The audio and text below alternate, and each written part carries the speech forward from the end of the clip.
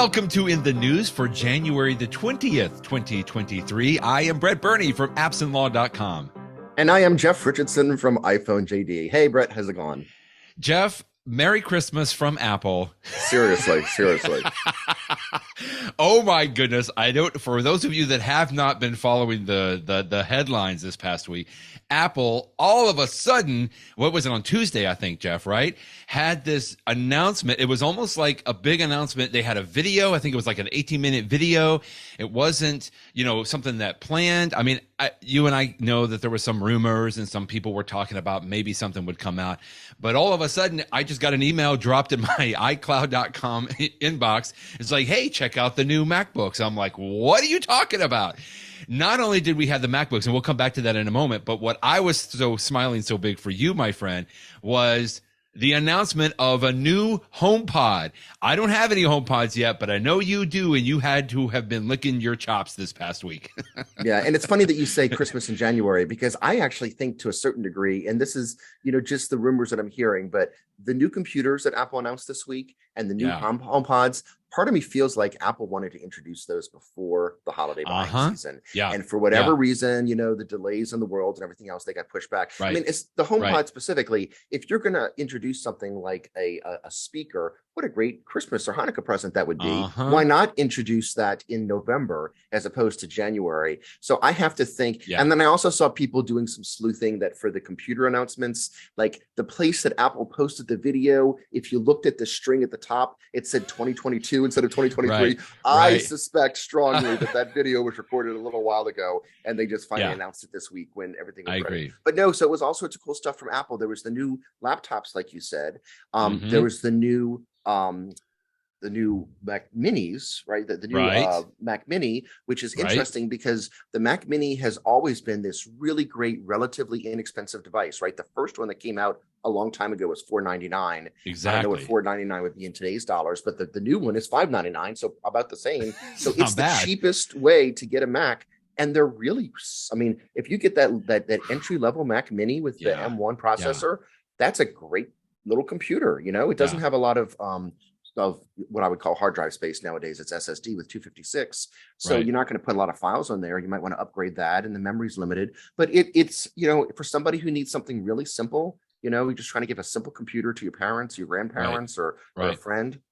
Gosh, you got to add your own stuff to the Mac Mini. You got to add your keyboard. That's right. You have to add your mouse. You have to add the monitor, but perhaps you already have those things. So that's really interesting. But the one that has sort of been I've been thinking long and hard of this week, Brett, is I have a 27-inch iMac with the old Intel chips that I've had for a number of years, as you know, and I've been sort of thinking about upgrading it. And I was hoping that, much like Apple came out a while now ago with the new version of the smaller iMac, that they would have a new version of the bigger iMac.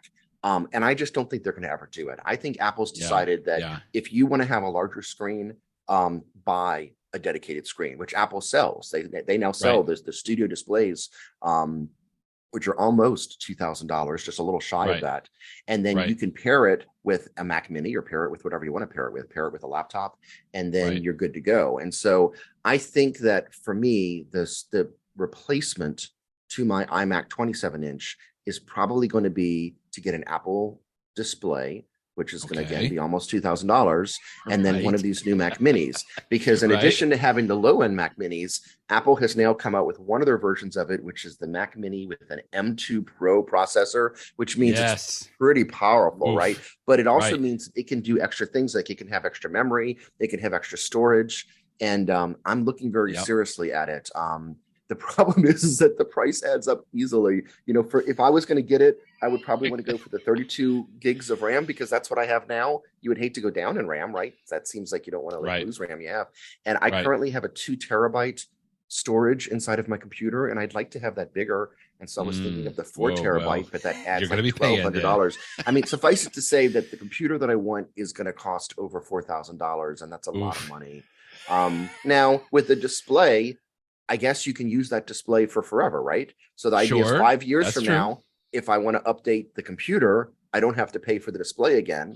Right. So I guess that's good. And I know you're special, Jeff, but just so for folks that know out there, you don't have to have an Apple display for a Mac Mini. No, you can get a cheap little my Dell old thing, Mac Mini, I think mine was from 2012 or something, quite a while ago. My kids were using that for a very long time, and it just sat on the side, and I had a Dell monitor and a Logitech keyboard and I think a Microsoft mouse that was connected to it, right? Yeah. And so it was working just fine. So to your point a bit, I mean, I think the Mac Mini, there is definitely going to be a sweet spot there certainly for folks that want to upgrade sort of like a home computer or a school computer or one of these, something that it just needs to kind of sit and do some basic jobs. Now, obviously what you're looking for is a little more high end, but on the other hand, I know you also use your iMac to store your photos and your videos of kids, of family. And you and I have talked about this. I like having access to all of that media stored on the actual hard drive. We can get external hard drives, but I like having the storage right there, especially when I look at it, Brett, I mean, not to be too prickly about it, but like one of the things that I love about my iMac is the 27-inch screen is an excellent quality screen, not just in size, but in quality. True. I know what cheaper Dell screens look like because I have one in front of me right now. I use them at my office. And for doing a word processing document, it's fine. But when it comes to looking at the pictures, I notice a difference. Now, is everybody going to notice the difference? No. But I do notice the difference. And for something that I'm going to be staring at every single time I'm working with pictures and using Photoshop and stuff like that, unfortunately, a $300 display is, I know, going to make me unhappy. A $2,000 display makes me unhappy in a different way. Anyway,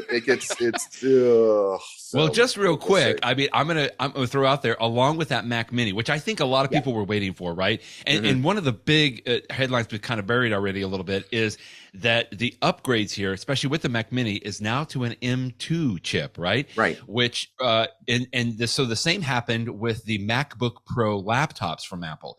Right. So I'm actually working right now. I'm with you on Zoom on a 1-year-old M1 MacBook Pro, and I got to tell you, it still continues to amaze me a year later how responsive it is, how amazing on the speed aspect it is, and I would never go back. I will tell you though, in fact, I think I just saw an email from our friend David Sparks. He sends out a newsletter, and he said, from a buying advice standpoint, he says if you've got an M1, you probably don't really need to upgrade to an M2. No.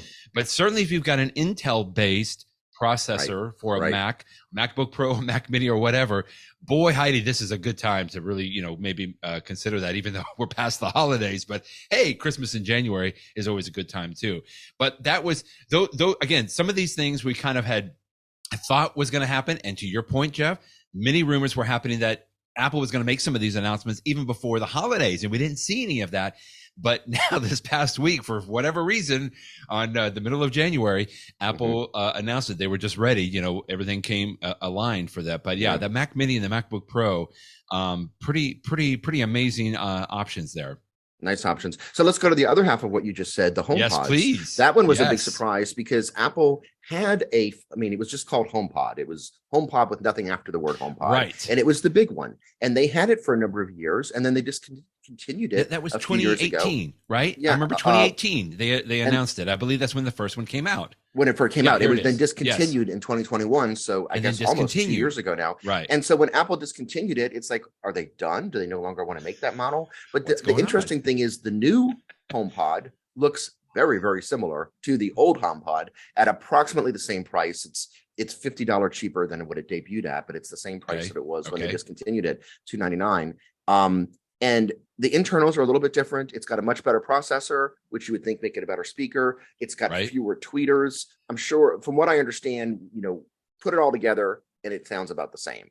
It's got a nicer display at the top, like the Mac Mini as opposed to the original. But at the end of the day, the changes are relatively minor, that it's almost like, if Apple had never discontinued the HomePod and then they just said, okay, and here's the next generation, you'd say, okay, that makes sense. It's an iterative improvement, changes things here and there. But it's just the idea that they stopped selling it for almost 2 years and came back with it.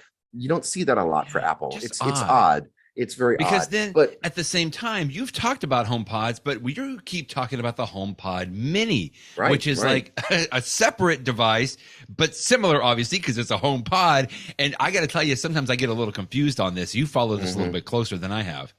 Yeah. I mean, the HomePod Mini is nice and I appreciate it. And in my living room, I've got two of them as a stereo pair.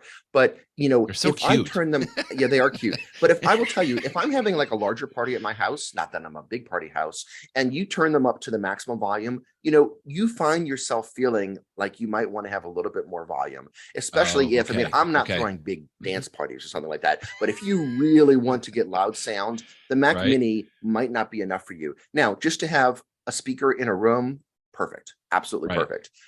So I can understand when people said that they really thought that the bigger sound that you get out of the bigger HomePod was preferable, or if you really want to be fancy, you get two big HomePods, so you have a stereo pair, then it completely can take over a room. I totally understand why that's appealing to people, and those folks will be happy. I mean, it's funny, when the HomePod was discontinued, you would see people buying old models on eBay and stuff like that. But even though it's a discontinued model, they're like, I still want this. I still want this. So that was one interesting part of the announcement this week is, and it's great. If you want the bigger speaker, great. But it's also interesting that Apple, this one just fascinates me, Brett. When the when the HomePod Mini first came out, some people took it apart and they said, hey, inside of this thing, there's a little sensor that can sense the temperature and the humidity, but Apple was not doing anything with that feature. It's like, why would you go through the expense of putting a sensor in something and not do something with it? And I'm like, this is really weird. And you know what it reminded me of? A long, long, long time ago, when one of the early iPhones came out, I forget which model it was. The chip, I think it was a Qualcomm chip that Apple purchased for the purposes of getting cellular. It also had the ability to get FM radio on it, and Apple never did anything with that. But people would always say, like, in theory, this iPhone model could get FM radio. But I think Apple just, that was the version of the chip that was available, so they put it in there. Right. Part of me wondered, like, you don't just put a temperature sensor in there for no reason. And so anyway, plans for it, right? Apparently, Apple announced that, I think it's going to be next week when 16.3 comes out, and they have some upgrades coming, that suddenly the sensor temperature thing will be turned on for the brand new HomePod, which will always be on for, but even for the HomePod Minis that Apple has been selling for a while. You have already. And I have one. So I'm going to get a brand new feature. I mean, it's one thing to get a brand new feature that's like, okay, now it's going to be smart enough to understand that when you say X to do Y, that makes more sense. Right. But to have a hardware feature that's been hidden all this time, suddenly activated, that's unusual. You don't see that very often. It's unusual week for Apple this week. So what's the upshot of it? Why do I care about having a humidity and a temperature sensor in my HomePod Mini? Well, you could have it for HomeKit triggers. I guess you could say, if my room gets too hot or if my room gets too cold, I want you to turn on a light, or I want you to turn on a fan, or those sorts of things. We'll say I may do that. A long time ago, I had one of those. I think it was made by a company called Eve, but it may have been a different one. It was an indoor temperature sensor. And like, what I really noticed was, it really doesn't make a big difference to me what my indoor temperature was. I mean, my air conditioning system is going to always keep it comfortable. So who really cares what the number is? But regardless, it'll be something turned on. So, I mean, Apple must have, even this, what I just described, that, if it gets to a certain temperature, something can happen. That still doesn't seem like a big enough feature, Brett. Why did Apple put it in here in the first place? Maybe they were concerned about the HomePod overheating, and maybe they use it internally, that, if it gets to be too hot, do something to throttle it down. So maybe it was always just intended to be something for the HomePod to protect itself, and now as a bonus, they're letting you use it as well. That's a good point. It's very weird. You linked to this article from Tim Hardwick at MacRumors, and I think he was just showing, like, I've got the beta version of 16.3, and I've installed it. So he's trying it, Yeah, and I think he lost me in about step number 4 of these 10 steps in here. I mean, it just goes on and on and on. I mean, I follow along with it because he's using the HomeKit app on the iPhone, right, to connect with the HomePod Mini, which I know to some extent you've been able to do that.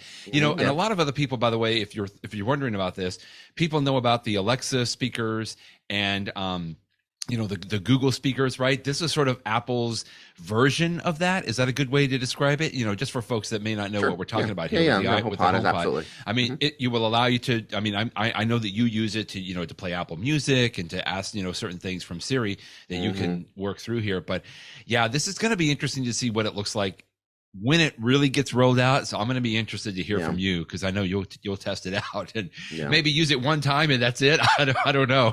We shall on see. there, Well, suffice but it to say, the world yeah. of the HomePod and the HomePod Mini became a lot more interesting this week, and we'll find out in the coming weeks what the implications are. Yeah. You And certainly have more yeah. buying options now, which is nice, and it's nice to have something that you already own suddenly has a new feature. Sure, that's fun. Yeah. 16.3, we've already mentioned in the context of the HomePod, but there will be a new update to 16.3 for your iPhone and probably your iPad, I'm guessing. You know, right now we're on 16.2, obviously. In fact, I think that's just, I've only been running that maybe for several weeks, Jeff. It hasn't been that long, I don't think. Yeah, it was just not too long ago it came out. And then you linked to a story from Sami Fathi on MacRumors that next week we expect to see 16.3 for iPhone, iPad OS, and of course there will probably be updates for watch OS, TV OS, and Mac OS. So everything hopefully will be updated just incrementally, right? But we always recommend that folks do this, especially these point updates and these incremental updates. It's always good to make sure you get the latest security patches and updates and everything. Yeah, typically we have guesses of when they're coming out, but we don't know for sure. Right. This is one of the rare cases where we actually do know, because Apple had a press release this week of discussing a new Unity wallpaper for the Apple Watch. Yeah. And they said this will be enabled when 16.3 comes out next week. And so we're all like, oh, well, thank you. I guess you're Thank you very much. telling me that 16.3 is coming out next week. So so that'll be interesting. But that one article linked to some features. There's I feel like I don't know all the different things that 16.3 will have. Me too, right. So one of the things it has, for example, is talking about the HomePods again, when you are playing something on your iPhone, like a song, and then you want to sort of I want to stop playing it with my phone and move that music over to my HomePod. There's a way that you can sort of put your phone up to the HomePod and just sort of like, pass like through osmosis, pass the song to the HomePod. And so one of the changes in 16.3 is going to be a new interface on the phone to sort of tell you what you're doing. And so that'll be interesting. And there's some other tweaks too, to like emergency settings. But I think I don't expect 16.3 to be a big update, but it's going to change some things. And and I guess we'll find out in a few days. Yeah, they even say here, tweaked the wording for emergency SOS in settings. Okay. Don't know what that means. I guess we'll find out. We know that there are some people that are running the beta of this right now, but of course the beta, isn't something that we always are going to rely on completely, because things could change before they roll it out. But anyway, next week, just, be aware. We'll probably talk about it next week. I'm positive that we will on there. But now a few articles that you linked to. I feel like this show is one of these full of tips on here, Jeff. This was great. This was an article from iDownload blog. Is that correct? By Ankur Thakur. This was something relevant to me because I just spoke at a conference on Wednesday about the iPad, and people were asking, how do I get files onto my iPad? From my computer or from a server or from Dropbox, or something that's been around now for probably several years, but I don't see many people use it, really, that if you have a thumb drive or an external USB hard drive, you can actually plug that into. This article talks about the iPad, but I do this on the iPhone as well. This is pretty incredible. I'm glad you linked to it. We'll put it in the show notes, but it's just a really good walkthrough here on how to do it. It's really easy on this, and I find myself doing this more and more when I remember that it can happen. Yeah. It's interesting because the iPad can have a lot of storage. Like I think I have 512 on mine, which is tons and tons of storage. And some people have 256. But if you have a smaller one, or maybe you just don't want to devote it to it, if there's ever a time where you need to have a whole bunch of stuff with you, a whole bunch of documents and files and pictures and videos, and you just don't want to take up all the space of your iPad or your iPhone, as you said, you can put it on one of these external devices and connect it. And so the iPad has USB-C. So you need to you can actually buy a thumb drive with USB-C. That's one solution. Correct. That is absolutely right. If you have the old style USB thumb drive, you just need to have something on your iPad. And we've talked about these connectors in the past that can plug in USB-C. But it's not just a thumb drive. I mean, it's fascinating that you can get an old school hard drive, something that's been around for decades.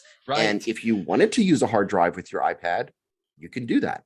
And so it's a good way to sort of transfer things around, or like I said, if for a work project, if you've got like just something that like plans or bajillions of pictures or TIFF files or something that just takes up a ton of space, you can have that on portable storage and use it with your device. So it's good to know.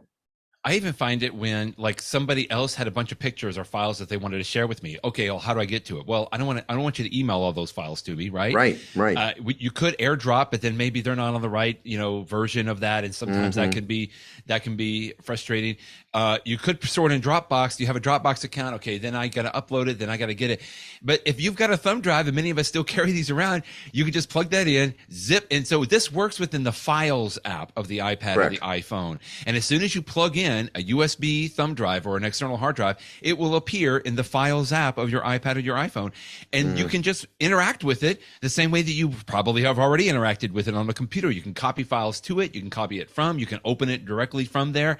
I was just going to show you. A lot of us, we've talked about USB hubs a lot, right? And I have a couple of these USB hubs that I use actually for my MacBook Pro. So one end just plugs as USB-C, and then the other end has a variety of different options here. I've got an HDMI port, and then I've got several USB-A ports.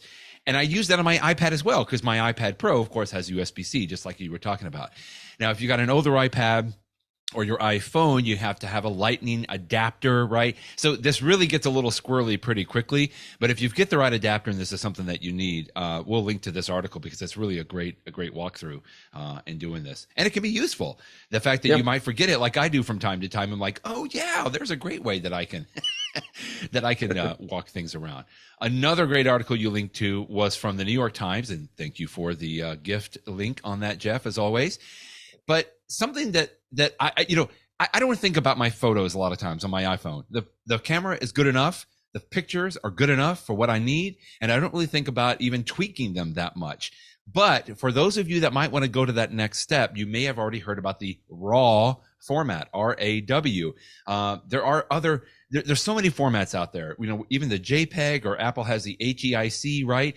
But this was an excellent article, I thought, from the New York Times about taking raw pictures, which you can do on your iPhone 14 Pro, and then that gives you a lot more flexibility in colorizing it or making it brighter, darker, all that kind of stuff. Yeah. And you and I talked about this months ago when the iPhone 14 Pro first came out. And in fact, when I did my review of it, I actually had some pictures. RAW mode, I remember, which you can also have on high-end cameras too. RAW mode, every picture takes up a ton of space, but you have a lot of quality there. First of all, it's more detailed, and second of all, it saves all the settings so that once the picture is taken, you have a lot more capability to go in something like Photoshop or even in the Apple software, and you can adjust. You have a lot more flexibility. Whereas when you take your pictures in JPEG format, the iPhone does its best to sort of come up with the perfect picture. And although you can adjust it later, you have more limited options. So you don't want to take all your pictures in RAW because it's going to use up so much space. But for those special pictures, and again, I had some examples last year, you can actually get more details if you take it in RAW. And when you're taking that special picture, whether it's like the big family photo or some beautiful mountain that you're taking a picture of that you might want to, blow up and mount on your wall or something like that. And so it's so simple with the iPhone 14 Pro to just turn on the RAW mode. You can have it right there in the face of the screen. And this article explains why, how you turn it on, why you might want to use it. It's nice to have that option for those very special photos. I may have misspoke just a little bit. You can do this on the iPhone 12 Pro if you have that, but I just would personally say, the iPhone 12 Pro camera was excellent, but of course the 13 was better and the 14 is even better. That's the best that we have right now. And so if you have a 12 Pro, then you can do this, and a 13 Pro, that will work as well. But I really think this works a lot better on the iPhone. Yeah, the reason I was talking about the 14 Pro is because of the 48 megapixel camera. Right. But you're right. Even with the 12 Pro, you can take better pictures. So it's something to think about. If when your iPhone pictures really count, you might want to take the time to use the RAW mode. Two other stories that I put into the flavor of, well, I have to click on this to see if I know any of these tips or if any of them are new to me. Right, Jeff? So I'm going to have to start following. What is this gentleman's name? Justin Meyers. I'm going to have to follow him because you had two articles from him. One was tips for your iPhone's contacts that you may not know about. And the other was tips for the iPhone's iMessage app that you may not know about. These were fantastic. And there was at least one or two in here on both of these stories that I was like, oh, thank you very much. This one of the contacts, for example, was merge duplicate contacts. I knew I could do that on my Mac before. I did not know you could do that on the iPhone now. And that is brilliant. And as he explains, it's a relatively new feature. I had no idea this feature was even there. He explains how you do it. If you're in the contacts and you use the contacts app and you go to all contacts, apparently it shows at the very top of the screen if duplicates are found. When I tried it out this morning, I didn't find any duplicates. So I guess I don't have any, but I didn't even know that was a thing. And Frank, a lot of the things he talks about in here, I guess I don't use the contacts app. Right. It's the contacts app. This is what I realized is between different lists. And like, for example, you can make a list of people. Let's say that you have like a group of friends from college and you can put them in a list. And then you can, with one touch, you can sort of say, send an email to everybody on the list, or send it. I'm talking about a simple mailing list. We all understand what this is. It's not very complicated, but I have to admit, I didn't really think about the fact that all this stuff was built into the iPhone. So looking at this article, some of it was brand new to me, and other things are like, oh yeah, I guess I did know it can do that, but I hadn't really thought about it. So if you want to do some more sophisticated things with contacts, and as a reminder, he also pointed out in this article that if you hold down on a contact, like in the list, a little pop-up menu comes up with all sorts of different things that you can do in that pop-up menu. Quick actions, quickly call them, quickly message them, quickly, quickly pay them if you want to send them some money through Apple Cash or something like that. So there's, it's worth taking a look at this. That's a great reminder. It reminds you of, because normally I'm searching my do you want to try it out to send me some cash real quick just to see if it works? Let me know after the show if you want to try it. Either way. Yeah, I will say. But I love that tap and hold for the quick actions, because typically I'll go into contacts. It's the only time that I think about my contacts app, which is ridiculous because contacts are so important, right? But I go in and I do a search for somebody, and then I tap into their contact card, and then I'm like, okay, sometimes the buttons don't immediately show up to call them or to text them, and I'm like, wait, I could just tap and hold on the listing there, and it comes up. Fantastic stuff. And in a similar vein, I loved this, and I almost got a little upset with you this morning because right on the first tip here, use secret text triggers to send effects. Now, all of you know probably that if you are sending a text message, you can tap and hold on the little send button and it goes into a different screen, right? Where you can send balloons or confetti with your message. And I thought, well, okay, that's an extra step. But I didn't know this first little tip here on the iMessages tips, Jeff, is that you could simply type the two words pew pew, as in like pew pew for lasers, P-E-W, P-E-W. And when you tap send, the laser show begins. I said this morning. I'm like, well, I'm going to try this out. And of course, I sent it to my family chat this morning. So my wife, my two kids get it. And as soon as they send it and they're like, oh, that's so cool. What do you think happened? Hilarity ensued, and everybody was sending pew pew messages back and forth. But it was so cool to see it. I thought that was so cool, that first little tip that you linked to here. While you were talking, I just texted you pew pew, so I got to see it on my iPad over here. So I'm on Do Not Disturb right now, so I'll get all the laser shows later. You will see more laser shows. Yeah, and likewise, if you say happy birthday, like if I were to send somebody a text and say happy birthday, Apple automatically sends the balloons without you having to even use a special feature for it. So it's fun. This one again, I knew more of these iMessage tips than the contacts tips, but but nevertheless, it's still a good list to go through and remind yourself if you know about all these different things. There's a lot of little hidden stuff. I say hidden because if you don't use a feature for a year or two, even if you heard about it at one point, you forget about it. Right. So it's a good reminder. Yeah. Okay, well, we don't have to spend a lot of time on this next topic, but you had a great paragraph at the beginning of your post today, Jeff. I don't want to get too much into the politics and embroiled and things back and forth, but what you are usually so good about is maybe taking something, big in the headlines and kind of turning it to like, well, what does that practically mean from a technology standpoint we use every day? And what we're talking about here is Twitter. I completely related to your first paragraph here. I'll bring up during the news post where you were talking about, right when Twitter first came out back in the day, I don't even know if they had a Twitter app. They came out with an app, but then of course, as is prone to do, several people came out with a third party Twitter app. And I loved them. I went through the whole you had Twitter Fun, you had Twitterific, you had Tweetbot, and that's what I became. But apparently I don't even know if I saw this coming up, but it doesn't really surprise me. Twitter, now under new leadership, as it were, completely shut out all of those other third-party apps. And I'll let you take it from there, because I know we're not the only ones that are a little upset about that. Maybe not so much about Twitter, but it's like, I like using Twitter for certain things, and I typically don't go to the official Twitter app, but I sure have like these third-party apps, and now they're kind of cut out of the piece of the pie, if you will. Yeah, there's sort of two stories here in parallel. I mean, the one story is third-party Twitter apps. The third-party, when you were reciting it, Brett, you sort of mentioned Twitter has its app and then third parties. The order is actually reversed. Before Twitter had its own app, which was something that Twitter acquired, back when Twitter was just using, the text messaging system or the website, originally it was just, the original apps for Twitter were third-party apps. In fact, just to show how far back it goes, you remember when the iPhone first came out, there were no third-party apps, right? It wasn't until a year later that Apple opened up the App Store. Before the App Store even opened, Twitterific was available as something that if you jailbroke your iPhone, you could put it on there. So that shows you how far back this app 2007, goes. 2008, exactly. For crying out loud. And so it's been around since the very beginning. And, Twitterific, for example, I believe that it was the app that even came up with the name Tweet. They were the ones that had the idea of a bird to represent Twitter. I mean, so many of what Twitter is today came from these third-party apps.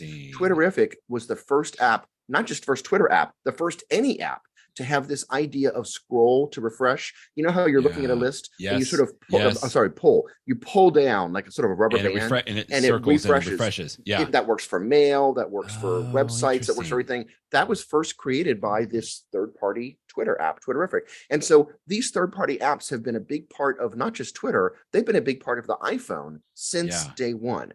And over the years, like you said, there's been good ones. I used Twitterific for a long time. I switched to Tweetbot, but having this rich third-party app ecosystem, it was a great way to use Twitter, but they were great apps to begin with. And so considering the historical role that they've played for Twitter and also for the iPhone, I found it really, frankly, disgusting the way that Twitter treated them last week when they just suddenly said, we're just cutting them off. Yeah. And then days later they said, oh, well, we're just enforcing our guidelines. We're like, what are you talking about? These apps have been around since the beginning of time. How could you say you're just enforcing your timelines? And then they came clean yesterday and said, or the day before yesterday, whatever it was, and I guess it was yesterday, and they finally said, okay, we've changed our rules, and now you can't have third-party clients. And again, Twitter is Twitter. They can make whatever rules that they want, but how about doing it in a nice way? How about saying we're going to sunset these apps in a month? All those things instead of just turning it off. And it's unfortunate because a lot of decisions are being made by Elon Musk on Twitter that I think are very haphazard and chaotic and unfortunate. And it's a shame because I think it's a great service at its core. I was really hoping that under new leadership, it would move the platform forward. Much like some of the great things that SpaceX has done or even Tesla. But so far, we're not seeing that. So we'll see what happens. Yeah. But it's a shame for these third-party apps because these were great apps for the iPhone as a platform. And I feel bad for the developers.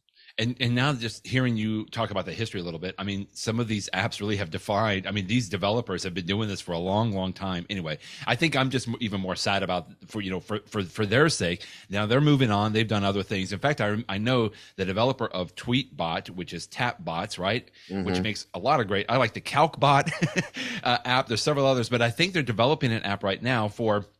I don't know if we have an official stance on this, but if you just do any Googling about the Twitter, the thing that comes up or the service that comes up as the best alternative right now is called Mastodon. And I think that Tapbots, the developer, is developing something already for the Mastodon social network. So, again, their app is going to be called Ivory. It's already out in beta yet. Right. And I'm sure with this news, they're probably accelerating having that app released so that people might switch from using Twitter to using Mastodon. And those people who used to use Tweetbot perhaps will be using, I'm sure that I'll be trying it, will be using Ivory for Mastodon. So we'll see. This is all happening in real time. About that. How this is going to all filter out over the next weeks and months, we shall see. It's absolutely messy right now. And so is what it is. Back to something more fun. Last week, we talked about a video of a potentially dead chameleon lizard. I forget what Whatever it was. Yeah. It was a video from Apple. Well, this week I saw this video and I'm so glad you linked to it. They call it action mode, right? It's talking about the action mode feature on the iPhone 14 and the iPhone 14 Pro, but it's just such a great video. I'm not going to play it because I don't want it to be, taken down on YouTube, but we could just describe it quickly, or, people can go and see it. We'll link to it for sure. Yeah. But really neat or just feature. describe the action mode. I mean, the action mode's a cool little mode. True. When you're True. taking a video, if you know that you're going to be shaking your iPhone a lot, like in this video, the person is if you turn on action mode, what it does is it crops in the sides. So like, Right. it zooms in a little bit, so to speak. But then by losing a tiny bit of the edges, it allows the iPhone to automatically move the image up or down to counteract you going up and down. And so the end result is that even though you may be shaking your hand, the final iPhone video will look better. And the iPhone does this automatically. It's optical image stabilization when you're taking video. Right. But if you want to have the extreme version of it, you turn on action mode, and that's where it really ups it. And I tell you what, the tests that I've done, like, you could really be bumping. Like, imagine like if you're in a car, like maybe you're in an African safari over a bumpy road, and you're taking cool pictures of giraffes and stuff like that, a photograph safari.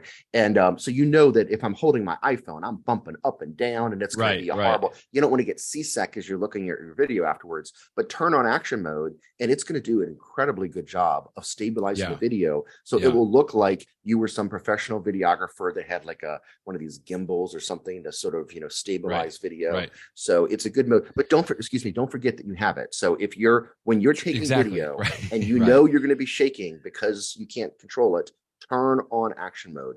You'll be much happier with your results. And the video shows you exactly why. But I'm glad you used that word about the extreme mode, because I know, and most people probably already know this, there is image stabilization that has already been in iPhones for years. And so when they were announcing this, I remember I was like, okay, well, don't we already have that? Like, what is this going to be? But I came to sort of the same conclusion. I haven't actually used this very much because, well, I haven't been on an African safari lately, but it's just like, I was like, is this going to be more than image stabilization? And it really does, right? It does do a few extra things, and that's like the extreme mode, if you will, if you're driving around, some bumpy areas and that you want to do that. So anyway, thanks for linking to that video. I thought that was good. In the know. For those of you, I was just realizing we've got several new listeners, which is always fantastic, Jeff. But we always save the section at the end for 2 tips that each of us share one tip at the very end, and we just simply call it In the Know. And for today, I wanted to come back to something that I know we've covered in the past, which is text replacement on the iPhone, which also, by the way, will sync to your iPad and to any Macs that you might have as well. There's a built-in text replacement feature inside iOS, and you and I have used this and talked about this for many, many years. You can go in and find this in Settings under General and Keyboard, and let's say that you are constantly mistyping something or misspelling a word. Well, if you want, or frankly, you could even use this as a way to do a shortened version of a phrase. For example, the one that they always put in is OMW, for on my way. And if you type that, you can say, iPhone, I want you to replace the OMW that I just typed with the entire phrase on my way with an exclamation point. So I use text replacement to do phrases like that. I use text replacement to do, make sure that I spell people's names correctly, that kind of a thing. I also use Text Expander, which is another app that does this even a little bit more extreme. But the reason I'm bringing this up is twofold. Number one, I didn't realize I could access the keyboard settings from any place that I had a blinking cursor. So for example, if I'm in text messages, I've got the on-screen keyboard.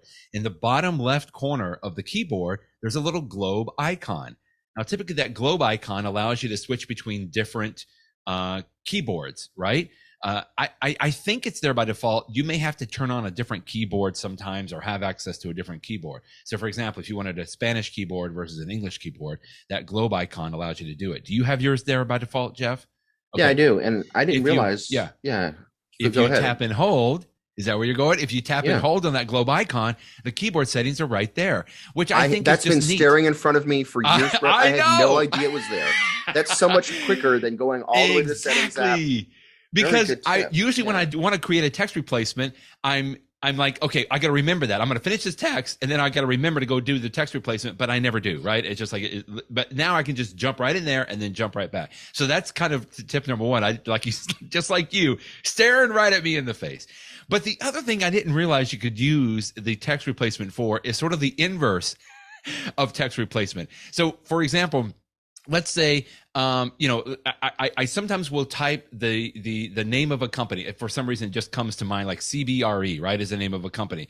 Well, CBRE is the name of the company, but that's not what Apple thinks you're typing, right? It tries to correct it to can't, or, could, or something like that. And I'm like, no, I don't want you to change that. So you can use text replacement in the inverse. You can go in to text replacement, and right here, even Apple even has it on their support page.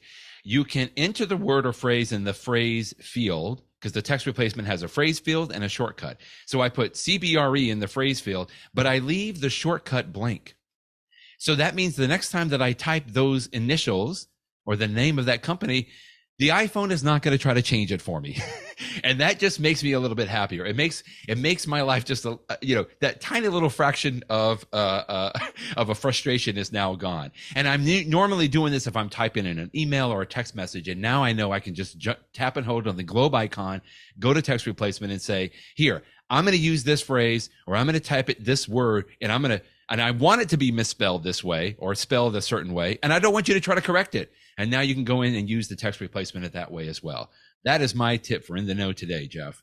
Yeah, it's a great tip. And it's basically like adding something to the spell check dictionary. It's essentially what you're doing. Yeah. Right. Yeah. So my tip of the day is a feature for the HomePod. We talked about that earlier today. Oh, that also works for the iPhone too, which is playing ambient sounds. So the feature is that if you just say, if you're sitting in your living room where you might have your HomePod and you say, hey, SIRI, hey play Sally. forest I call her sound. Sally there you go, Sally. Yeah. Hey Sally, play forest sounds, or play beach sounds, or play rain.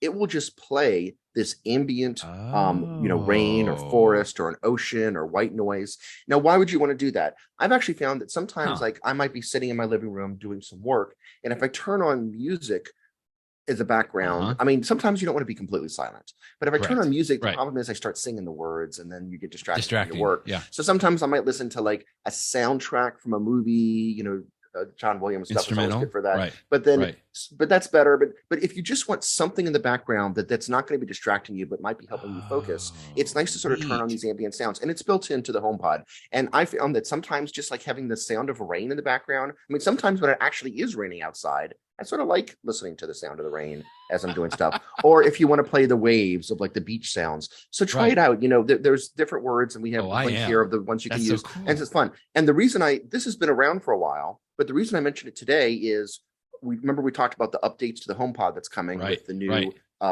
temperature sensor, activation. One of the things that Apple says is coming, it's unclear to me if this is coming to the HomePod or to the iPhone, but for this ambient noise thing is something that also exists on the iPhone. You could tell your iPhone to play rain sounds and it will do it. But the release notes for iOS 16.3 says one of the things we're going to get is remastered ambient sounds are more immersive and can be now added to alarms and stuff like that. So you can use them. If you want to wake up to the sound of rain, you can, but they are also going to be remastered and more immersive. What does that mean? I have no idea. But I guess the rain will sound even better. The rain in Spain will be even better than it was before. The beach sounds will be better. So it will definitely be different on your iPhone, maybe on the HomePods as well. We're going to find out.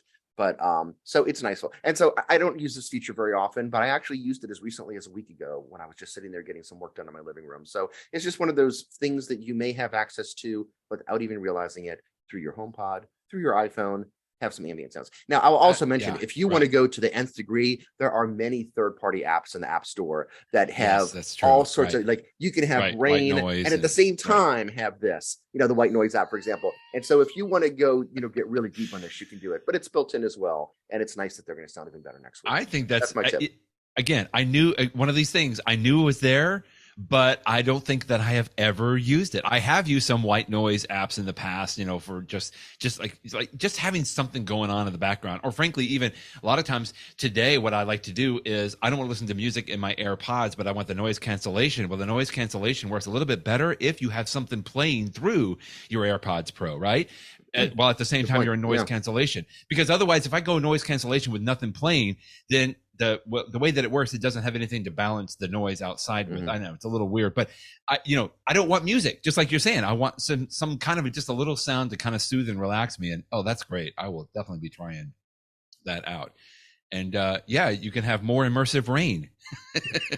Maybe if you're going to do HomePod Mini. That's fantastic. Jeff, always fun talking with you, my friend. And good stuff this week. Thanks. And we'll talk next week for sure. Thanks, Brett. Bye-bye, everybody.